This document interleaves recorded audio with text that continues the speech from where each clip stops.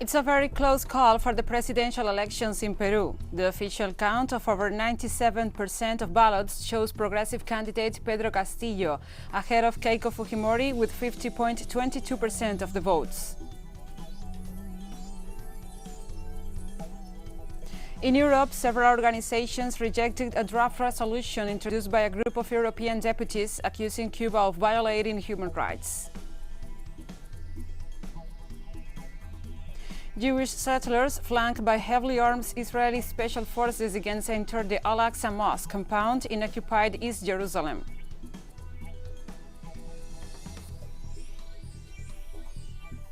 From the headquarters of TeleSUR English in Havana, Cuba, this is From the South. I'm Gladys Quesada.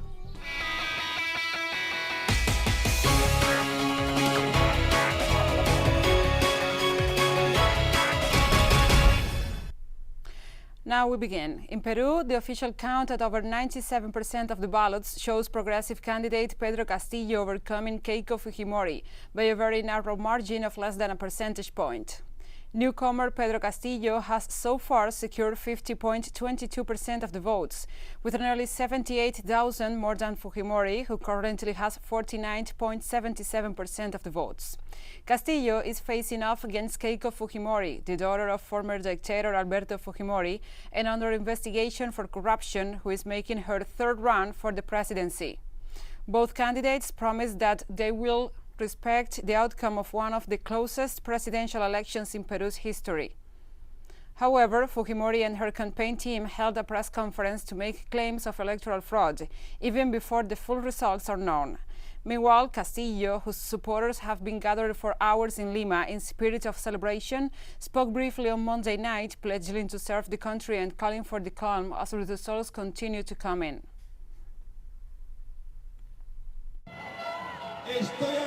I stand here in front of you without any personal interest, without any negative intentions. I am here for Peru.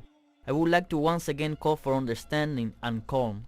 Comrades, compatriots, brothers and sisters, stay calm. We will not get tired of saying what we have always said. Only the people are going to save the people. And Castillo indirectly replied to allegations of fraud from Keiko Fujimori, the right-wing candidate. We have to be respectful of the will of the people, and I will be the first one to respect the will of the Peruvian people, here in Lima and in the rest of Peru. We have to be. On Twitter, Peruvian presidential candidate Pedro Castillo shared a statement by his Free Peru party calling on the electoral authorities to ensure the security of the website where the official vote count is being published. The party also called for the National Office of Electoral Processes to follow all the established procedures regarding the transparency of the process.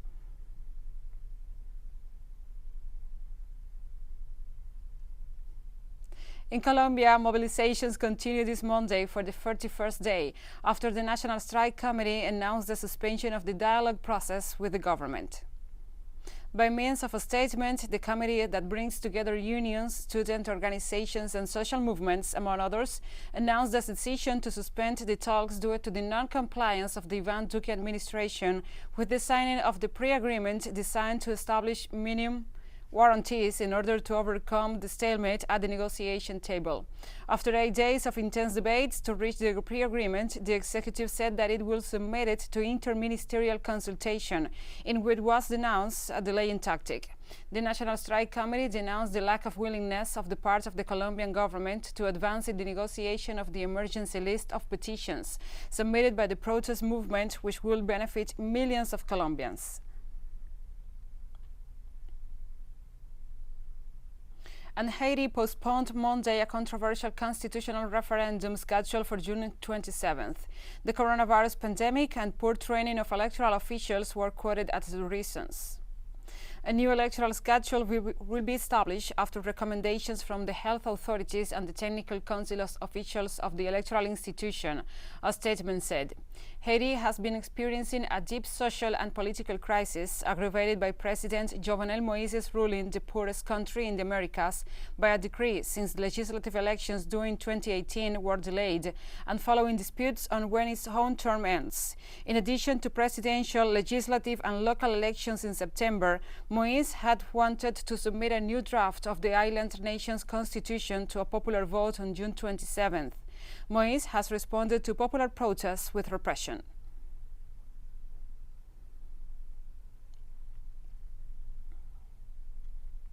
And migrations is the main issue to be discussed by the U.S. Vice President Kamala Harris and the Mexican government of President López Obrador. Harris arrived in Mexico on Tuesday in the second step of her Central American tour.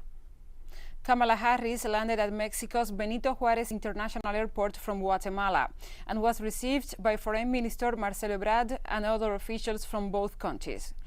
During her visit to the Central American nation, Harris will meet with President Andrés Manuel López Obrador to discuss immigration issues and the consolidation of binational relations.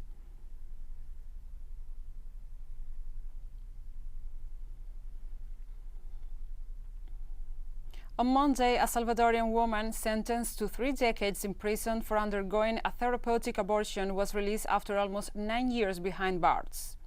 Sara Rogel, aged 28, left a female's prison near Zacatelocula, where she was joined by members of her family and her lawyer. As a 20-year-old student and 8 months pregnant, Rogel was detained on suspicion of having had an abortion. She had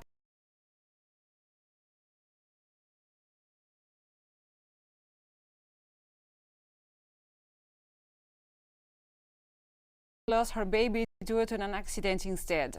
A court then found her guilty of aggravated homicide and sentenced her to 30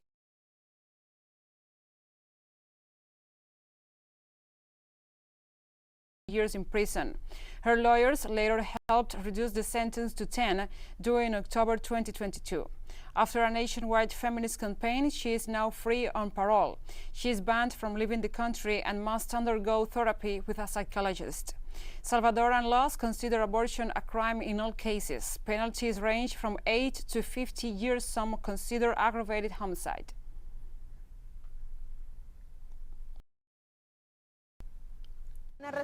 We are facing a resolution of a judge of penitentiary surveillance in which Sara was granted parole given the result that she is no longer serving a sentence of 30 years, but thanks to the commutation of sentence was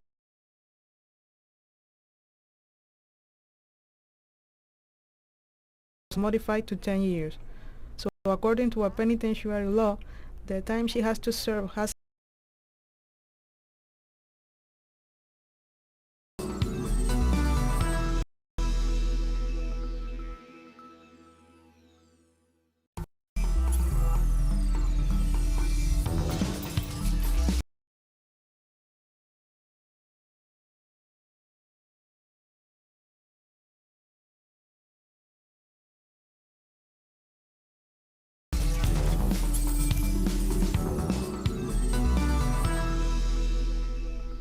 Welcome back from the South. In Europe, several organizations rejected a draft resolution introduced by a group of European deputies accusing Cuba of violating human rights. Political forces such as the Party of the European Left rejected the maneuver against the revolutionary Caribbean island by the right wing in the European Parliament. They pointed out that the economic, commercial and financial blockade applied by Washington represents the true violation of human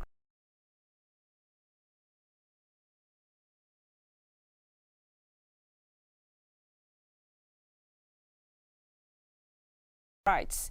The European Union should instead denounce the illegal and inhuman blockade suffered by the Cuban people for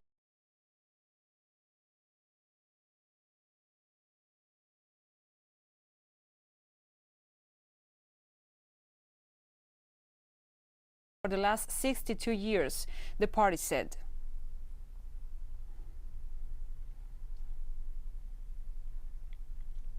And we remain in topic because on Tuesday, a group of deputies to the Russian State Duma, the lower house of the parliament, introduced a bill to request the United Nations General Assembly and the parliaments of its member countries to condemn the United States blockade of Cuba. The document will be submitted to demand the immediate and unconditional cessation of any form of pressure and sanctions, while calling for rapid normalization of relations between the two states.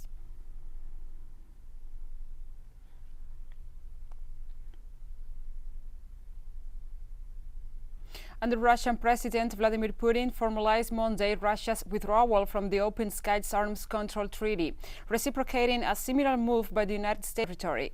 The United States unilaterally quit the agreement in November 2020. The future of the treaty is now uncertain. It has 32 other member states.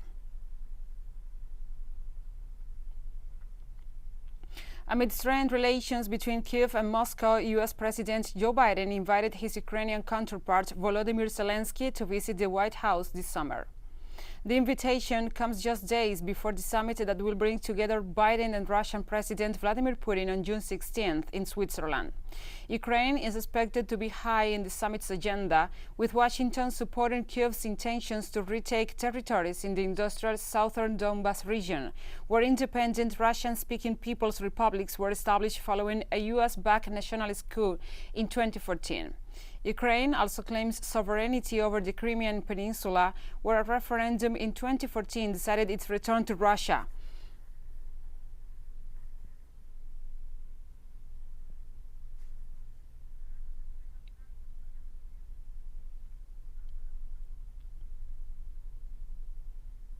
On Monday, a man driving a pickup truck slammed into and killed 4 members of a Muslim family in Canada's Ontario province, in what authorities said was a premeditated attack motivated by hatred against Muslims.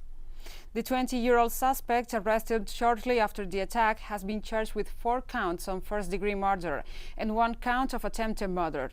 Several leaders of the Muslim community have called on the courts to classify the episode as an act of terrorism. The names of the victims were not released, but they include 3 generations of the same family, according to local authorities. A 9-year-old boy was also hospitalized following the attack and is recovering. The attack brought back painful memories of a Quebec City mosque mass shooting in January 2017 and a driving rampage in Toronto that killed 10 people in April 2018.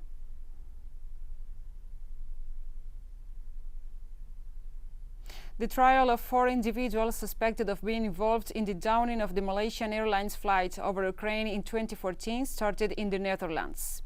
The court is in a high-security location near Schiphol Airport in Amsterdam due to the large number of Dutch victims from the incident. The trial started with hearings looking at the evidence and the investigation into the crash. Defense and prosecution will then litigate until July 9th. Relatives of the victims will be allowed to address the court at some point in September. 3 Russian nationals and 1 Ukrainian citizen are being tried in absentia for the crime. The plane was en route from Amsterdam's airport to Kuala Lumpur in Malaysia, and it was shot down as it flew over eastern Ukraine. A missile downed the aircraft, but it's uncertain whether it came from Donbas independence or Ukrainian forces.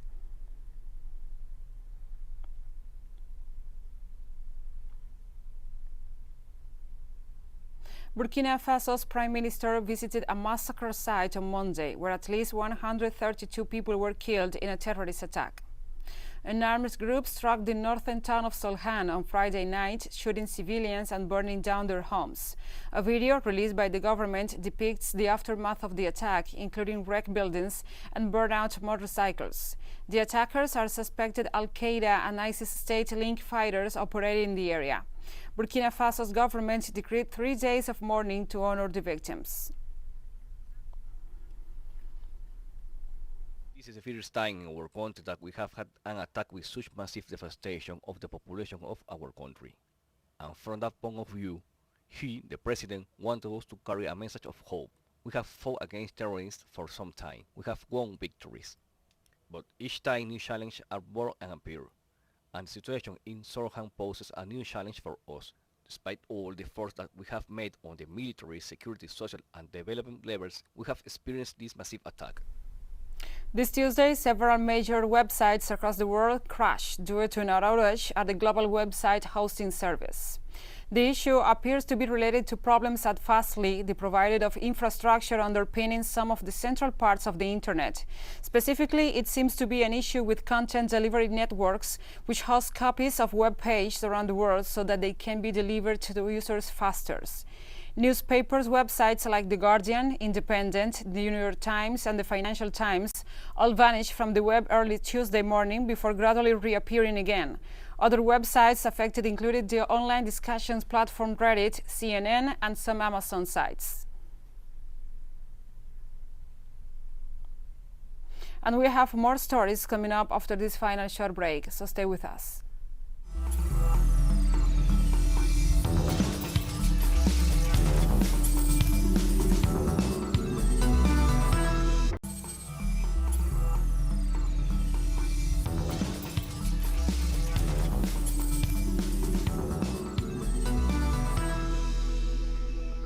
Welcome back.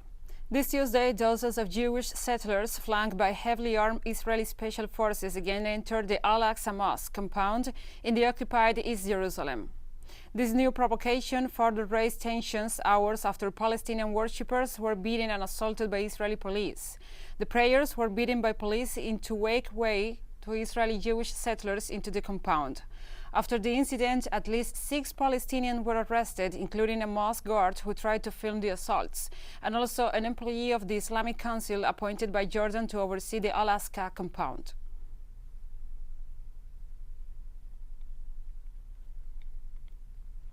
At least 63 people died in Pakistan as a result of a train collision in a remote area of southern Sindh province. 12 other victims were marked as unidentified. Army and civil engineers have cleared much of the wreckage, and welders were finalizing repairs to the damaged rails. The accident had reignited debates about the poor state of Pakistan's public transportation system, particularly in a rail network that has seen little investment in decades. An investigation is underway to find out what caused the Milat Express to jump its tracks.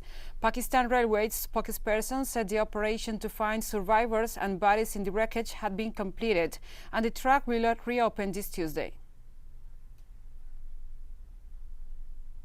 Some 400 to 500 of our workers are working here. The track will be restored within an hour. The upline track will be restored in half an hour, and downline track from Lahore to Karachi will be restored in half an hour as well. After that, gradually, God willing, we will increase the speed of our work till the evening, and our work will be completed in the evening. God willing, it will be completed in all respects. We are here since yesterday evening. We brought panels with us. We brought all the workers with us. Some 10 labor teams are here, which include some 150 men. We have been working since last night. And we go now to Syria. The Arab nation besieged by war and terrorism is simultaneously defeating aggression and developing its own science. This is the future first stem cell transplant and cell therapy center for children in Syria. Here, being visited by Asma al-Assad, a computer scientist and wife of Syria's president, and the Minister of Higher Education and Scientific Research, Bassam Ibrahim. Pediatric patients with leukemia, different types of cancer, and immunological diseases of all kinds will be treated in this soon-to-be-opened medical and research facility.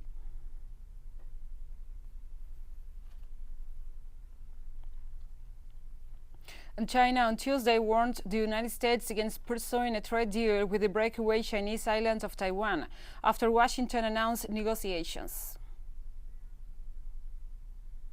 Urged the United States to implement the One China principle and provisions of the 3 China-US joint communiques, to stop any form of official exchanges with Taiwan, handle the Taiwan issue cautiously, and refrain from sending any wrong signals to Taiwan independence forces.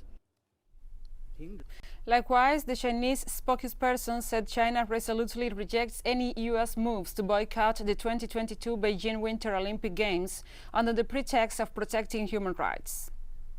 China firmly opposes any U.S. initiative to boycott the Beijing Winter Olympics by manipulating the so-called human rights issue. Relevant parties should immediately stop their use of the Olympic Games to engage in political manipulations and should not stand on the opposite side of athletes from all countries and Winter Olympic sports enthusiasts.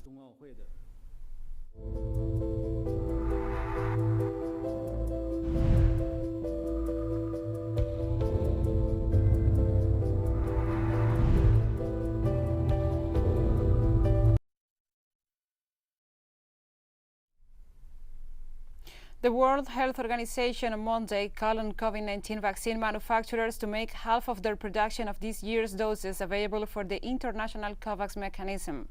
The call comes as low-income countries continue to struggle to secure doses, while richer nations have stockpiled more than they need. So call on all manufacturers to give COVAX first right of refusal on new volumes of vaccines, or to commit 50% of their volumes to COVAX this year. COVAX is the best way to distribute vaccines quickly and equitably. Sharing vaccines now is essential for ending the acute phase of the pandemic. 6 months since the first vaccines were administered, high-income countries have administered almost 44% of the world's doses. Low-income countries have administered just 0.4%. The most frustrating thing about this statistic is that it hasn't changed in months. In northern Uruguay, a cemetery is being expanded to cope with COVID-19 related fatalities. Authorities in the city of Salto reported that the province saw a twofold increase in its fatalities rate in May. Salto ranks second in the registry of contagions and deaths.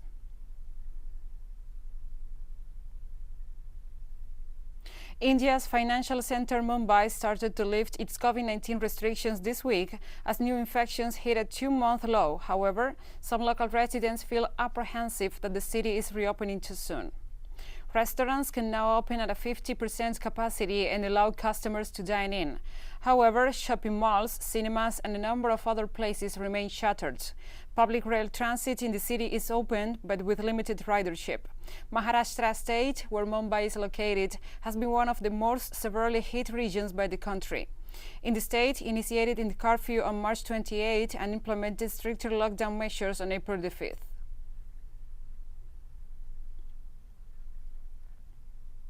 Allowed us to open the stores till 4 p.m. It is a very good move because for a small business like us, if we are allowed to open for a longer time, it is easy for us to sell and we can sustain. Now we are seeing people who are traveling on the roads or who are traveling by buses and trains. They are not wearing masks. Strong measures should be taken. Otherwise, again, it will be the same problem like before. The virus.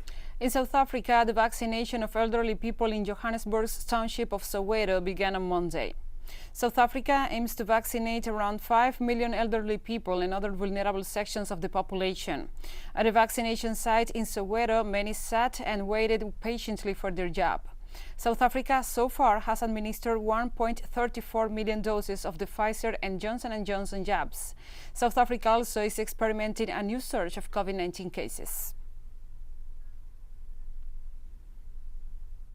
I'm very excited to be receiving the vaccination because coronavirus is affecting the whole world. It is not only us that are being vaccinated but the entire world. So we trust that the number of those affected by the virus will decrease as well since we are being vaccinated.